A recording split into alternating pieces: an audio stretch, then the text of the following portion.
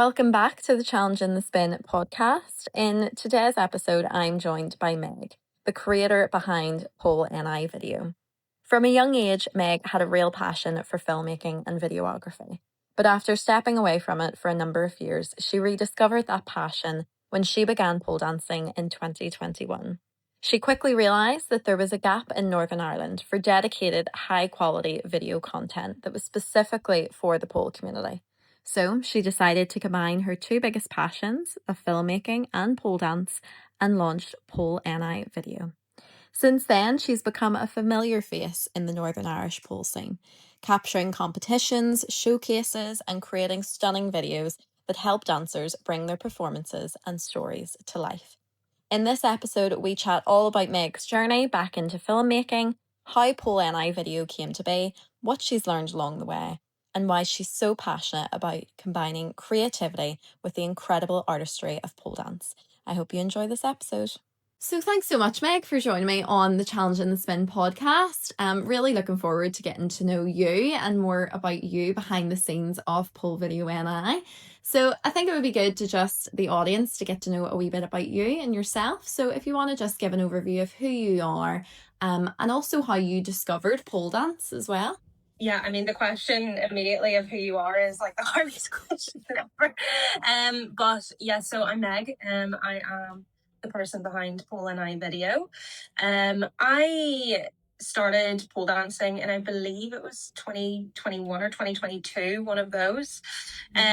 Just following the lockdown, I had no prior sports experience, no athletic experience whatsoever. And I just felt like I wanted something else going on. And so I decided to give it a go. And like so many people, I was just like immediately obsessed. So obsessed. I mean, I was terrible, but I was obsessed and just really wanted to get better and improve. And it was one of those sports where the improvements are so tangible. Like one week you can't do something and the next week you can, and the growth is so easy to see. And it's surrounded by the most positive and loving group of people that are so supportive as well, with everybody in the community. And I just absolutely was immediately in love and so obsessed. And so I kept at it. And then in and around, I believe, I want to say 2024, ended up with my friends. We moved to Inverted Pole Academy, and the obsession just grew massively from there. So I went from my, once a week in pole to then going four times a week at Inverted, and just couldn't get enough, just kept going. And, started doing heels dancing and learning different tricks and stuff that I would have found scary and beyond me flexibility wise as well. But all of it's growing, and I'm just so obsessed with now what my body can do. As opposed to previously before pole, maybe it was more obsessed with what my body looked like. Now it's what it can do. And yeah, so I just got so into it. And one of the things as well was when I was poling, I've always been instructed by the most insane instructors as well. So I started with Marcin, was my first instructor, and then I moved into Freddie Mercury and Ride and Wild. And I started with an instructor. My first instructor was Marcin, and then it was Freddie Mercury, Ride and Wild, Special K, G the PD. And when you get instructed by these just powerhouses of dancers and you watch them and you just get so inspired by it and the movement and the storytelling behind how they move as well. Some of it's so badass, and then some of it's so emotional as well in their routines. And I just felt like I wanted to really help be a part of that story and bring it to life more so, because I don't think that, phone cameras do a lot of justice when it comes to those things and you see them in person. So I really just wanted to emulate what I was seeing in person over these edits, essentially. Freddie Mercury, he was actually my first instructor, so it's so nice to see. Yeah, to just hear. He's sweetheart, isn't he? Oh, He's so honestly. lovely. And because I went to Inverted before they moved, no, to the new premises they're at now. Yes. And honestly, like Rylan White and Freddie Mercury, honestly, they're just amazing. And the way they teach as well is just their class. So no, it's so lovely to hear as well that you're with them. So but yeah, no, thanks so much. So I think it would be good as well. We heard a bit about how you discovered pole and your journey, and it's so lovely that you realize actually this is incredible and I want to capture it in a better way. Sort of going back to then how you were introduced to media. So when I was reading your bio, it was so interesting. You studied media and production, but then actually you took a big break from it and sort of went away from it. I would love to hear a wee bit more about that. Sort of why did you fall away, and then why did you decide to rediscover it? Yeah. Well, for as long as I can remember, video was like a passion thing for me. As a child growing up, it was like my go-to hobby. Like I was very much an indoor kid on my computer, with my definitely illegally downloaded crack versions of Sony Vegas Pro. I loved playing with video so much all of my life, and I would force my friends to act out different things, like little dramas with me, and do fake movie trailers together. And I would even use The Sims 2 to do a lot of stuff as well, which was very silly. But yeah, so I studied media at school since GCSE, and then I got like an A star through A level, and I really, really wanted to do it at uni. I wanted to go into production. However, I was at quite I would say a little bit of a, grammar school that stuck up a wee bit, but grammar school that didn't really see it as a career, essentially. So I ended up going to uni initially for architecture and with an arts background as well. So I did art and media and one science.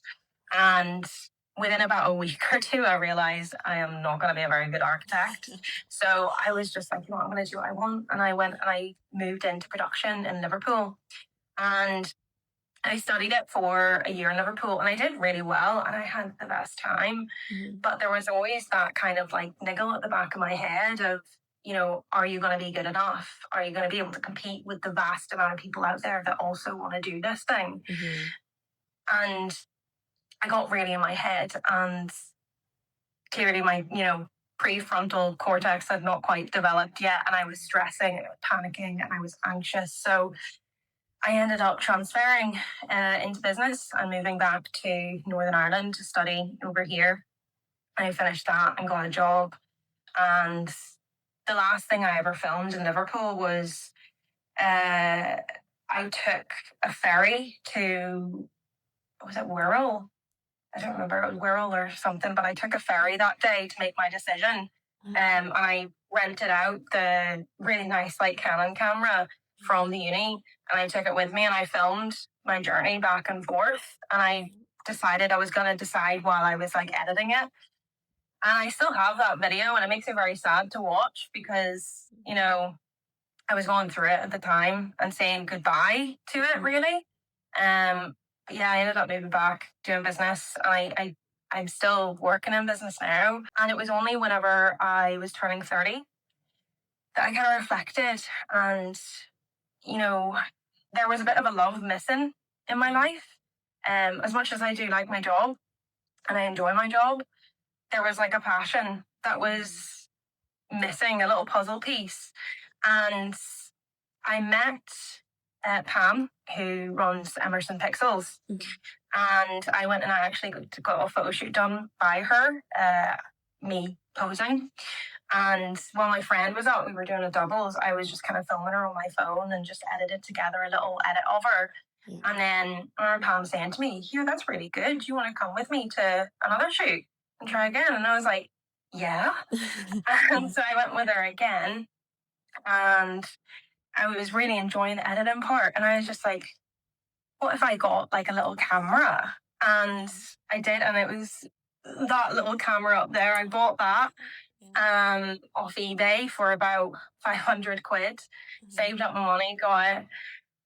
Then I took that out and I just kept going and I kept going and I kept meeting people as well. And then they invited me to do, I think I did like a Wings charity showcase a few years ago. And then I started doing a couple of little solo bits with people.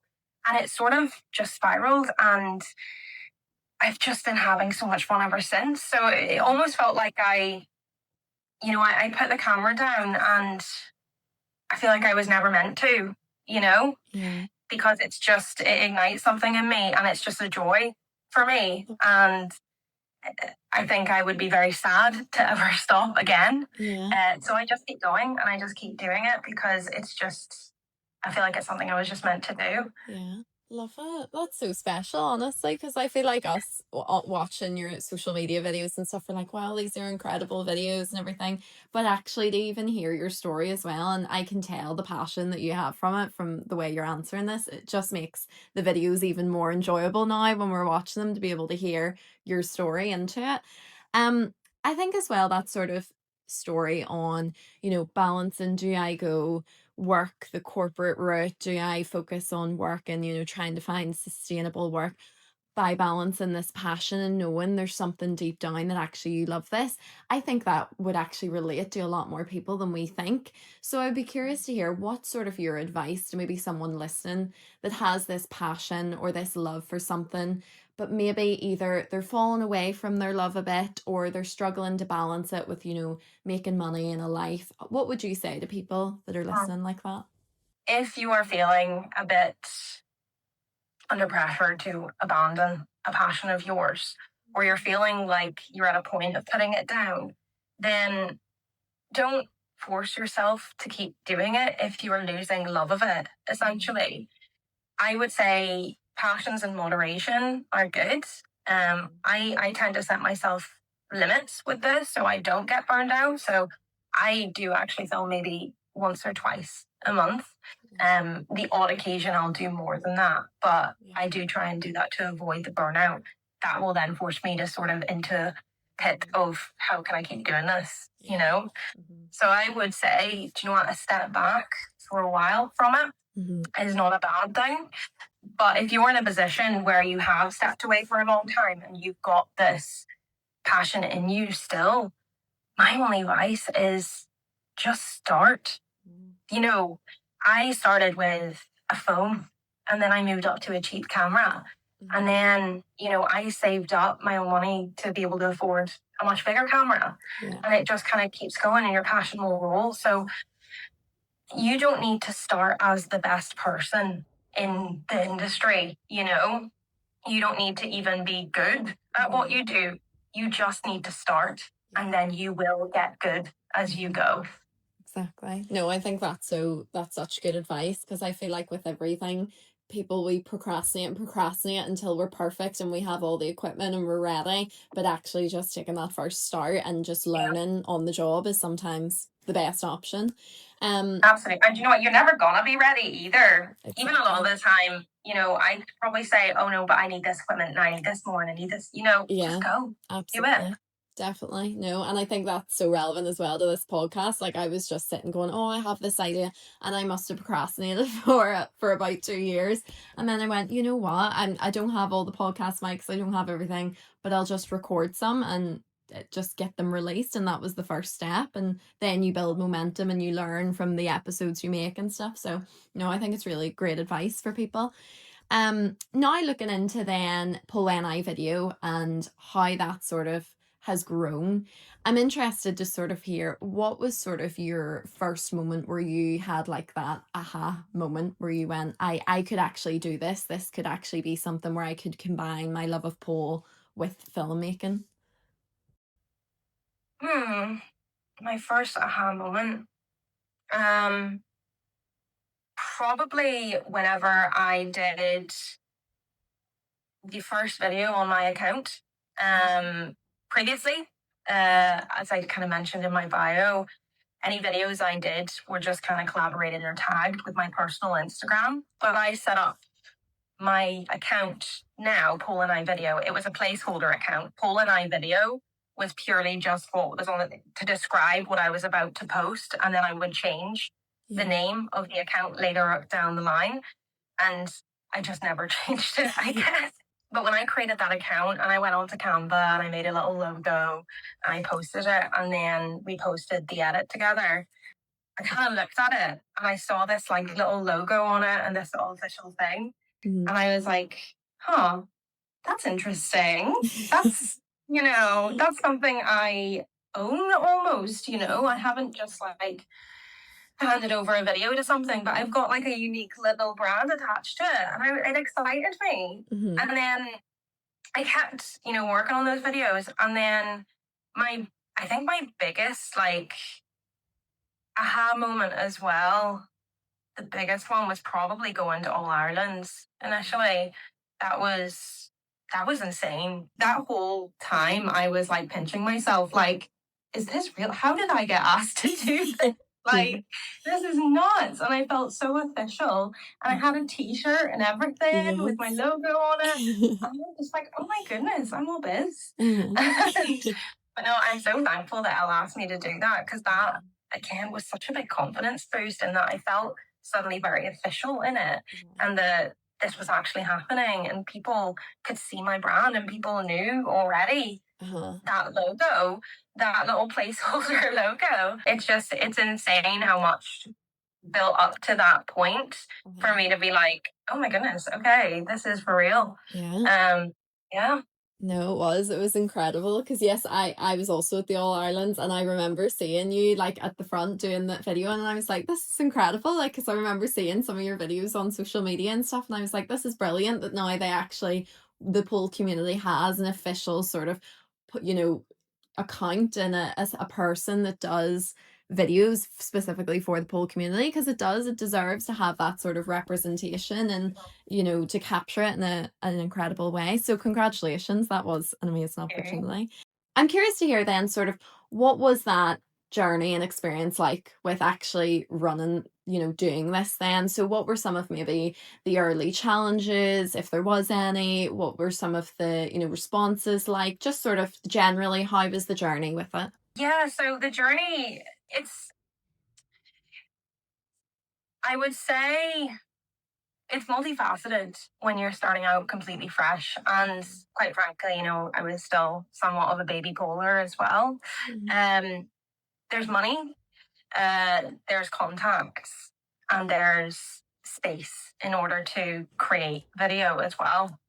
So, I tackle money through, I just saved a lot of my own money to be able to build up equipment. Um, like I don't charge a lot for the videos really at all.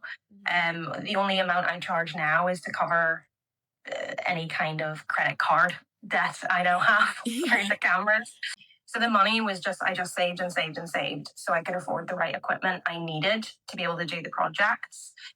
Um, the contacts, I would say, I started really growing those whenever I did things like, showcases, for example. Um, I've done a couple with Inverted, and then I've also done a couple then with Phoenix Aerial Academy, who as well, Kelly has been absolutely amazing in my journey. Like, she is an early supporter. Um, so I built contacts through working wider studio showcase stuff, and then also just going to Inverted Pole Academy as well. You get to meet so many polers, because polers come to like that studio from all over as well. And then going and doing showcases, you meet all the dancers and you get to chat to them, and it kind of widened that horizon for me as well. And then that further as well, when you get to do things like All Ireland's and exhibitions, that gets your brand out there, and then people start coming to you. So yeah, that has been something that's been growing a lot, and getting your brand awareness out there is a key thing. And it was, it's an uphill thing, and it's still ongoing. I'm still working on it. And then finally, what did I say? It was fine arts. Oh yeah, and space. So finally, getting the space format. Fortunately, like a lot of studios, they do offer, studio hire, and I'll just film out of the home studio of whoever I'm working with. So, I filmed at Inverted, I filmed at Polar Size, and I filmed at Phoenix. And then later on today, I'm actually going and filming a flyaway. So, you know, that actually didn't end up being a problem. I just maybe wasn't quite aware that was a thing before. Yeah. But yeah. And then I think finally as well, video. So while photos and stuff was already massive in Northern Ireland for pole, like there's loads of options for photos out there. I felt like Northern Ireland was quite behind in video. There didn't seem to be anyone dedicating to pole video in the space while I was starting. And it was already massive in mainland UK and Europe. Like there's some brilliant videographers out there, like Exotuts and Pro Elements, to name a couple. So it didn't seem like video was massive over here. So even then, a challenge to overcome was finding enough people that early on that felt confident to move in front of video, because it can feel a little more daunting because it's not really just about doing an insane move and holding it still. You know, it's about how you flow into that move and then, you know, how you descend out of it and all of this. So there's a lot more, I would say. Video can be sometimes a little bit more daunting for people. And that's why I think I ended up starting into this more like music video style editing cuts of people. Because then that means that they don't have to worry and be too concerned about flowing into a move that is incredibly impressive, but they can just get themselves up, get into the move, and then we can clip it in at any point as well. So it's not kind of a start to end, no cuts type routine. It's they pick a song that they love, and then we edit something together that kind of really is impactful and wow and like cool. So that again, I think is another thing that I found over time was that I think it's quite unique as well in the space to do things in that way. So I do offer as well the routine videos, you know, start to end, no cuts. But a load of people ended up actually now really loving that music video style and they're opting for it now because we can develop something like really cool, change lighting, have different effects going on. And it's ended up being like a really creative, unique offering, I think. And I absolutely love doing them. Oh my goodness. Like it's so much fun. Those are, I'd say, challenges definitely money, space, contacts, and then finally just, you know, getting people on board. But that's not really a problem anymore initially, you know. When people don't know you, of course, they're gonna be like a little bit more hesitant to book, I guess. Not hesitant to book, but it'll be slower bookings. But now I find, you know, if I post I posted availability last in February or March, I posted on a story about availability and I just got absolutely swamped for a while with bookings. And I was like, okay, I'm not going to do that for a while. I'm going to take it easy for a bit. But yeah, it's definitely not a problem now. Good, brilliant. No, it's so good to hear that, you know, all your hard work is paying off and actually the pole community is benefiting from it too and getting that sort of amazing content off it that people deserve to have captured. I'm curious as well to hear, you sort of touched on it there about how video and pole is very sort of a different, unique way because some people might be apprehensive about it because of how it's sort of, it has to flow. It's not just about videoing moves, it's how do you get in and out of them, etc., and make it sort of cohesive. So how would you describe pole as something different to film than maybe another sport or a fitness or, you know, just general filmmaking? How is there a different approach to pole? And what is it that you see about film and pole that maybe us as audiences maybe don't see, but that you like to see behind the camera? I would say there's so much depth behind a pole routine. And when we look at even the differences between dance and pole dance, I say pole dance, the area there's a lot of alter ego in pole dance. Like people, even if they don't have a different name for it, you can tell once you hit record and the red light comes on in front of my camera, they just change. Like you can see something behind their eyes. They just become this alter ego that they have. And that is so, so fascinating about Paul. And there's so much depth and story to that as well, in those egos that people have.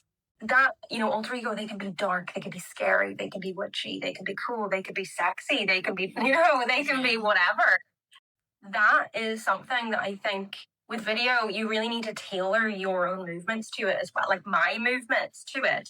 So some people can be really fast and really confident, and some people can be really slow and sultry. And I have to change how I move to it, and I have to almost like coordinate with them, in order to really bring across that ego in the right way and the way that they have in their own heads as well.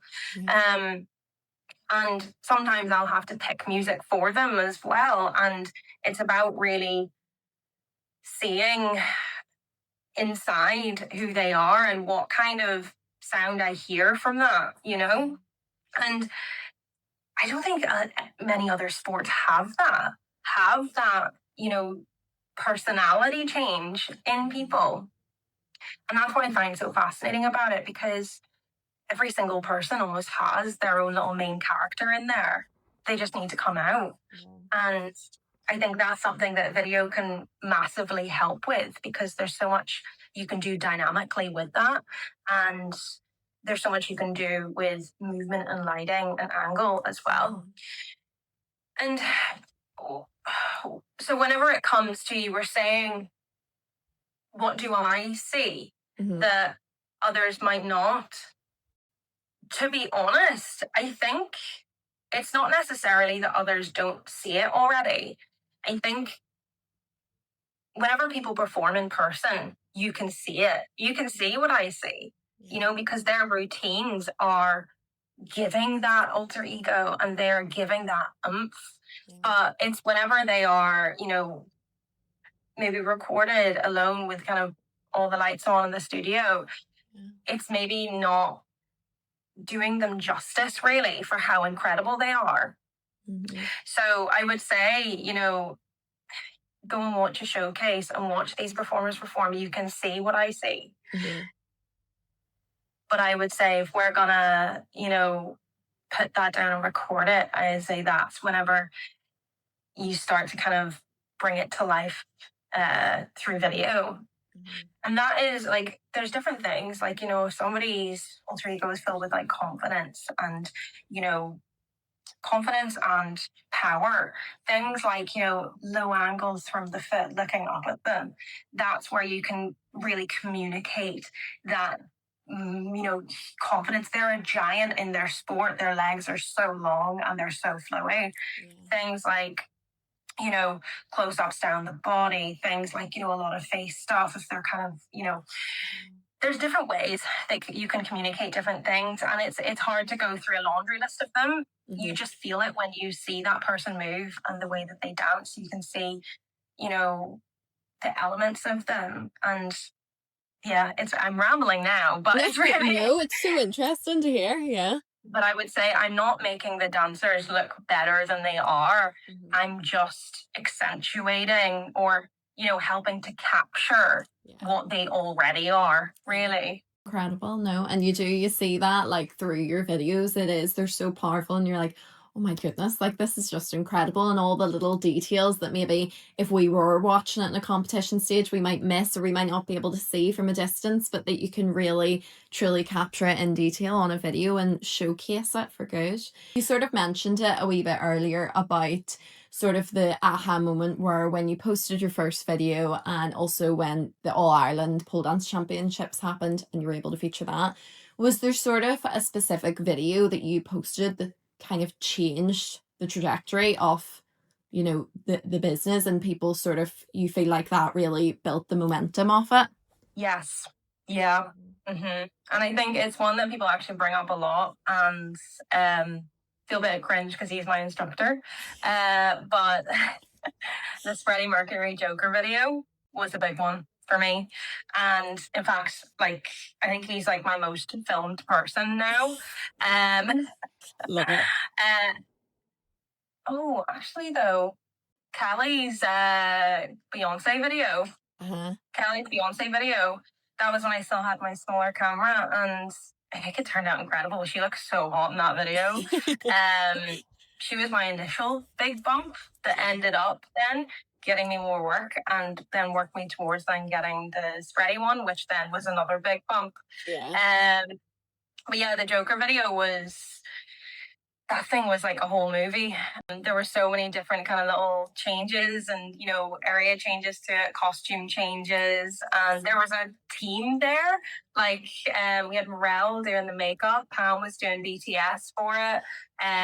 There was Keith there helping set up all the set for it. Bearware Creative as well. Keith did the boots and the costuming. And it was a whole big, massive project. And posting that felt incredible because we worked on that for a while, and it was a whole big like passion project for everybody. Like the amount of work that Steve put into like choreoing his whole section, and then also he had like a full list of, you know, time frames for it as well. Like he did everything planned to a T. I just basically had to be there with the camera and the lights. But that for me, I think that was another level of like, there's a lot we can do here. You know, there's so much fun we can have with this, and we can make little movies. And so that was like a big jump for me. Like when that went out, you know, I started growing from there as well, and getting new followers and getting more requests as well. Like, hey, can we do something together? Can we do something together? And it never really stopped from there. So yeah, big massive shout out to both Kelly and Steve for inviting me to help bring their visions to life for those videos, because they definitely helped me massively to film them and, you know, bring their visions to life, and then showcase what I can do off the back of it as well. Yeah. Definitely. And then I also just want to say about Kelly's also. Kelly, we filmed a choreo routine. So she had a choreographed routine. We filmed a choreo routine for the first hour, and then she got a photo shoot done with Pam. And then we did the movie star cut together Beyonce video. So she did 3 things in one day. Like, Wow. I know. I was like, I can barely do like one like combo once. What are these people made of? Yeah. Incredible. Yeah. Wow. No, honestly, that's what I love. I love hearing sort of the behind the scenes, because like honestly, I keep saying it, but we watch the videos and then we don't know that like in that Joker video there was a whole team going on. There was the costume changes, there was, you know, the things that Steve made, the behind the scenes to make sure everything was planned perfectly. Like we don't get to see that. So it's so interesting to hear about what goes into one video alone, never mind all the other videos. And I think it would be good to know a bit more about that. Like, what is sort of some of the things that people don't see behind the scenes, or some of the misconceptions around filmmaking and filming Pole, and what goes on to actually capture a video? Whenever people book these videos, generally it starts with, you know, just talking about, it starts with a song a lot of the time. That's generally the first thing I'll ask them is like, what song can you see yourself dancing to? Because I think all pole dancers, you know, you're driving in the car, you listen to a song and you can see, you know, different things, even if it's well beyond your capabilities. Like I think I was talking to my friend about this the other day, and that, you know, I was listening to something like, it was like a Limp Bizkit song, and I was like, okay, so I'm gonna backflip there. And I'm gonna work. Like, babe, you can't do that. But yeah, so a song that you can feel, you know, you can see yourself to, really kind of nailing a routine. So we start with that, and then we use that to build a visual palette almost, like, you know, colors, you know, what kind of colors do you see within this? What have you seen any videos that have sort of inspired you in the past? And not even pole videos, like music videos or like clips from shows that I can sort of say, okay, like that kind of styling, that kind of grading, that kind of editing. It generally starts there. When that can be, you know, just Instagram texting, it can be a phone call, it can be an in-person meeting as well. And then when we get started on the day, I'll come down and I'll set up all the lighting we need. We'll do some test shots, check that, everything's good, they're happy with it. And what I would say is, I think I would always advise people bring friends as well, because it's really good to have like extra hype people there. And a lot of my videos, what you might not hear because there's music over it, is when they're doing their thing, when they're doing body rolls, when they're giving it stacks, there's just screaming going on behind me, just absolute screaming. And I would say, I really appreciate the talent of the dancers, more so the fact that they don't break into a smile or a laugh a lot of the time. Yeah. But yeah, you hear all the whoops and the screamings and all the screaming behind. And so I would always advise having friends there and making it like a fun day that you really enjoy, and people to big you up and keep you going. And I do that behind the camera sometimes, although I do hate it because whenever I play back the video for the person, my voice is very loud in that camera. And I'm just like, ew, nobody likes their own voice. Yeah. Nothing's a one take wonder either for a lot of people. Like if a move or a flow is particularly important for them, they'll have maybe done it 3 or 4 times, and we'll do it at different angles, and a close-up version and a far away version, and we'll clip things together that way. Yeah, and so I would say maybe a lot of people don't know it. There often are more people there than what you see. In fact, I recently filmed like instructors, and there's like a mirror at the back of the room, and you can sort of see me moving around with the camera in that mirror with the dancer in front of me.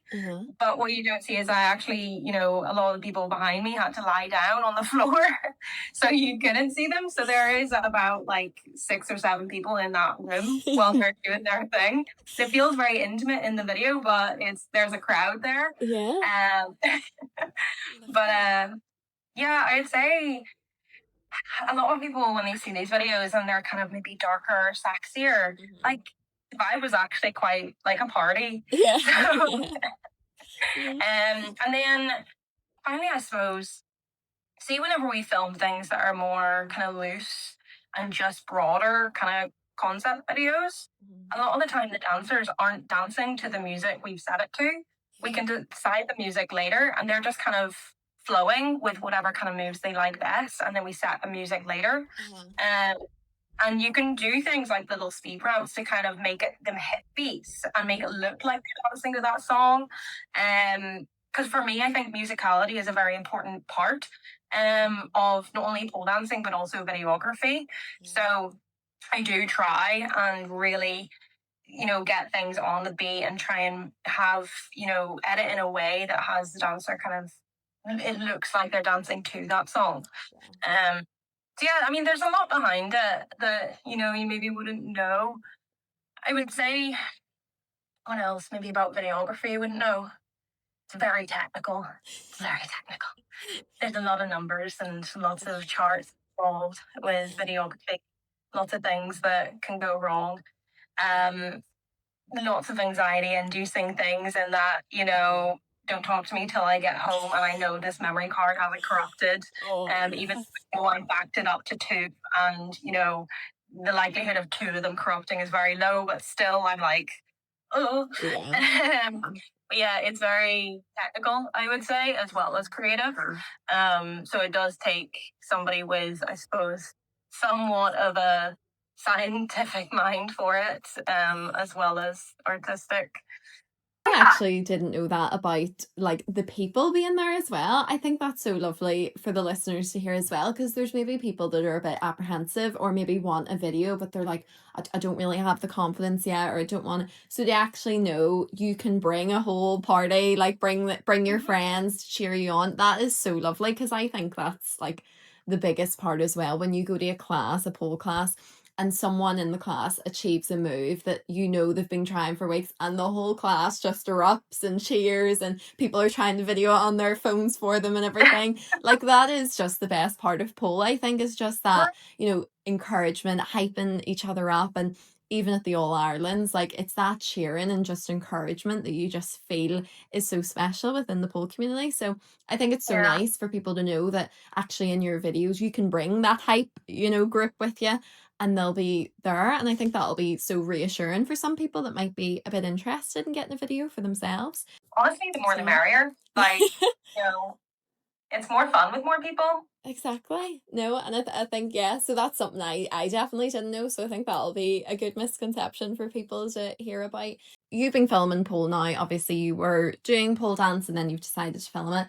Sort of how has your sort of impressions of pole changed, maybe from starting out to now videoing it? And also, not only how has your impressions changed, but another two-part question, how has your impressions changed?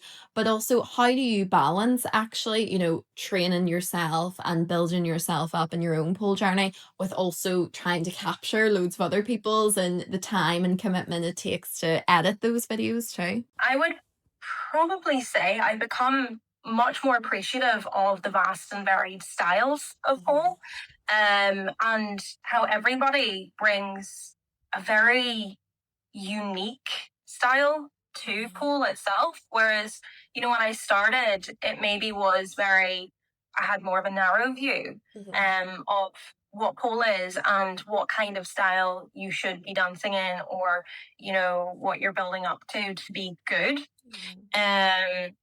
However, the more I've done this video stuff, the more I have appreciated that no two polars are the same. Everybody's completely different. Even if people are dancing the same similar style, they are, completely different in what they bring to that. Yeah. Do you know what I've come to learn?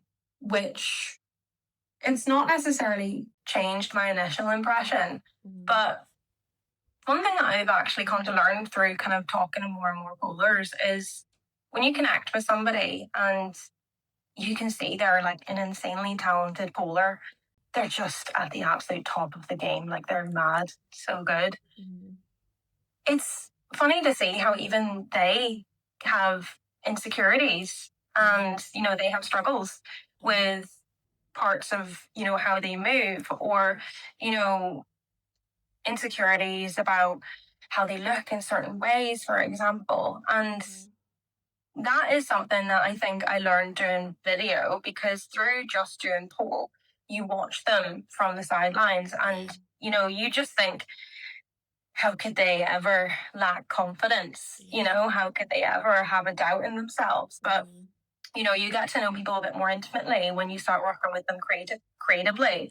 And yeah, that blew my mind, I think. I know it sounds very obvious that, of course, everybody has, concerns or insecurities about themselves. I suppose it's part of my job to help them then see themselves how everybody else is seeing them, and to help them further their confidence, and, to fully understand that they are friggin' unreal at what they do and they are the top of the game.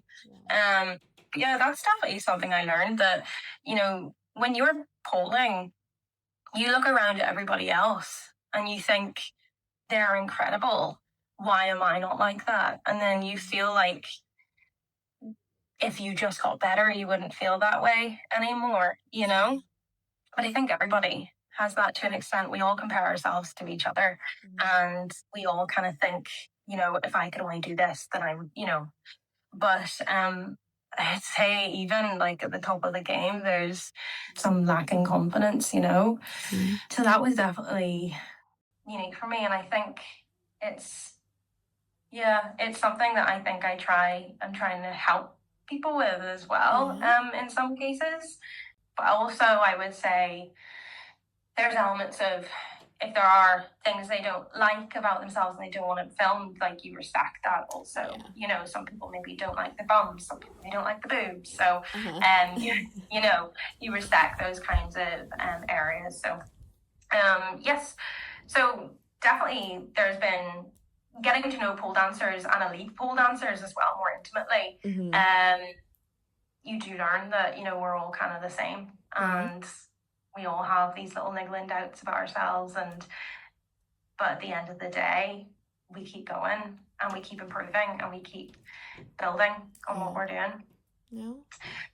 Yeah. And then you asked, how do I balance my video and my own Yes. pole journey? Yeah. Oh, with great difficulty. Yeah.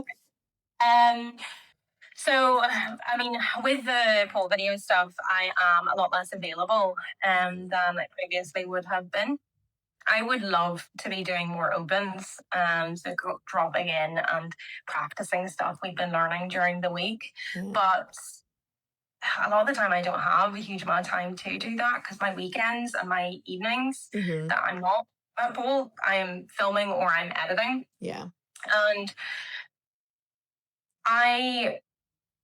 I'm going to commit this to a podcast, but at one point I'm going to be like, I want to be training to do a showcase. Woo! At Love some it. point for myself. Yes. A heels routine. So I'm starting now to be a bit more strict and formal with my calendars and my planning when it comes to filming. So, my Saturdays are my filming days, and then I do train all morning on a Sunday, and then I come home and I edit. However, I'm thinking I'm, going to start trying to make room for more weekdays in training, although I have 2 opens then, but I'm going to start to try and balance it. And, I'll work around my filming, and whenever I can, I'll be at the studio and trying to improve myself. And because I think, do you know what it is as well? The more I've improved at pole, and I am getting better, although I'm, in no way excellent or, whatever at it. It's still a long way to go in strength and flexibility. The more I'm getting better, the better I'm getting at directing. Yes. Because, if somebody turns up and they're like, I don't really know what to do at this point, maybe I could do this, then I have stuff in the top of my head, like, you could try this. Can you do this move? If they're struggling with a particular move, maybe I could give a little bit of advice on, why do you try and enter it this way? It's a wee bit easier. I'm not a pole instructor and never will be very much. I'm in my advanced class, but I'm in my little advanced class. I'm not. So I really shouldn't be giving anyone advice. But, no, it's true. But I know the advice. Yeah.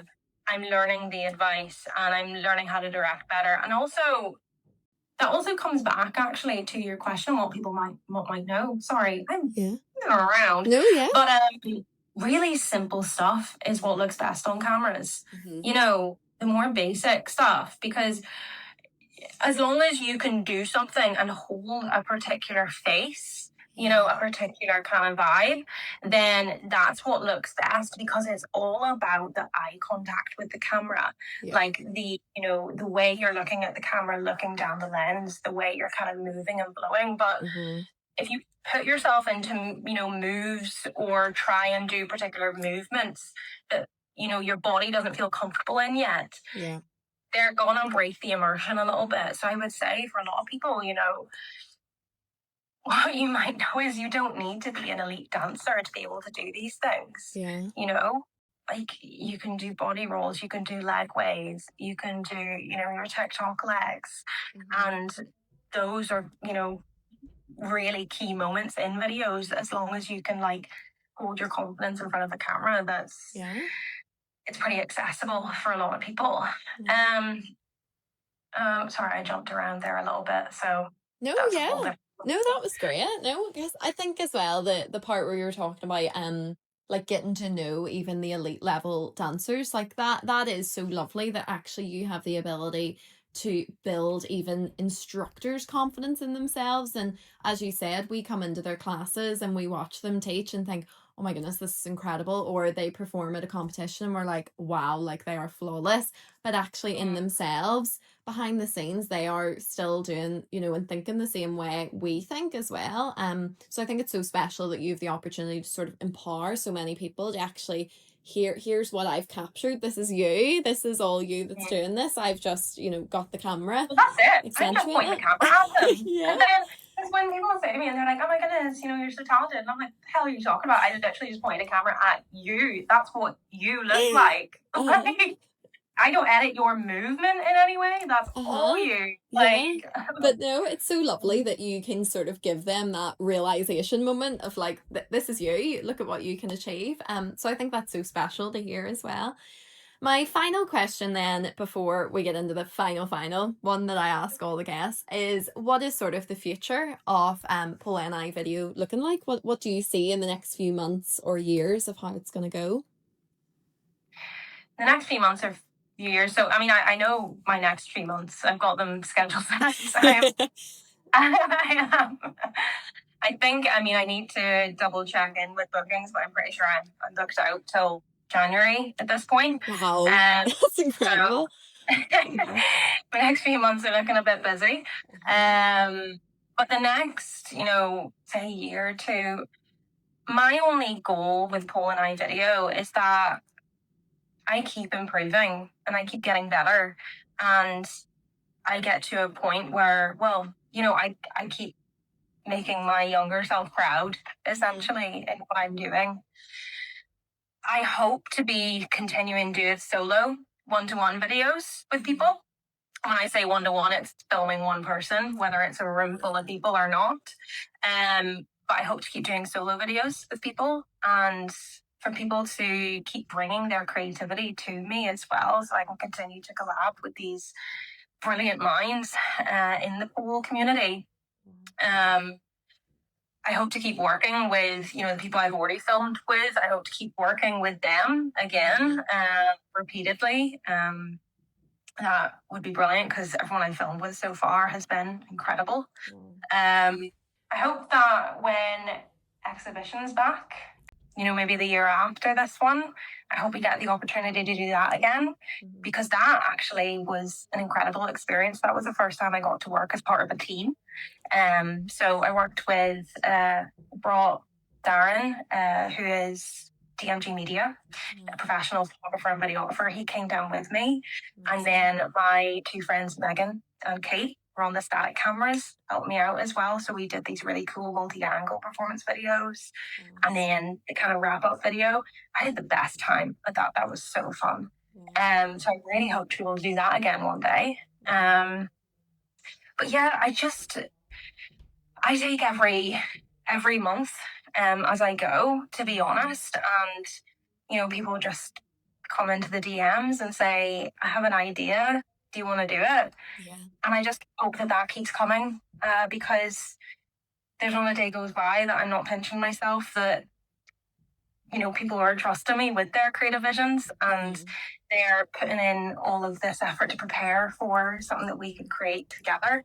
And I'm so grateful, and I hope I continue to be super grateful for it and continue to love it. But yes, no, so it'll be so lovely to sort of see the continued growth of Paul and I video and what's in store, and amazing cool concepts like the Joker video and all these amazing projects that'll be in the future.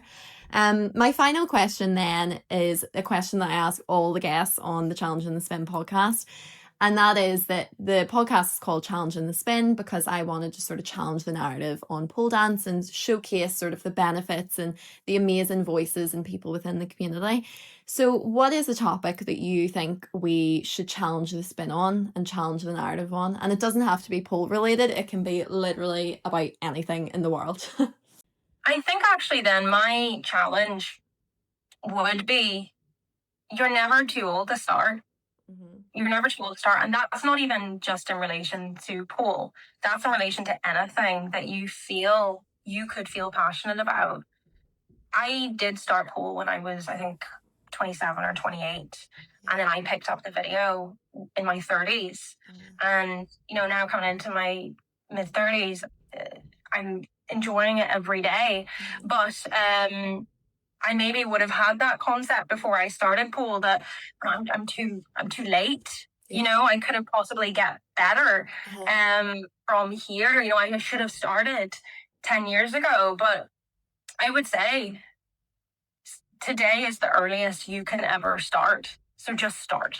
And that would be mine to anybody, whether it is in regards to anything creative. If you yourself have a passion about video or photo or whatever it is, just start it. It's so much fun. I'm having the best time. And I've collabed with other videographers and photographers, and it's the more the merrier in the creative space. And it's likewise in Pole. The more people get involved and the bigger it gets, the more fun we can all have together. Exactly. No, absolutely. Well, thank you so much. That was such a lovely way to end it as well. Honestly, it's been so lovely getting to know you outside of Pole and I video, but actually what goes on behind the scenes and you behind the camera as well. And I know on behalf of the whole sort of Northern Irish pole scene, we are very grateful that you've took the initiative to actually be able to capture it, because it does deserve a dedicated space to be able to display the amazing talents that are out there in the community. So thank you for that. But yeah, so thank you so much.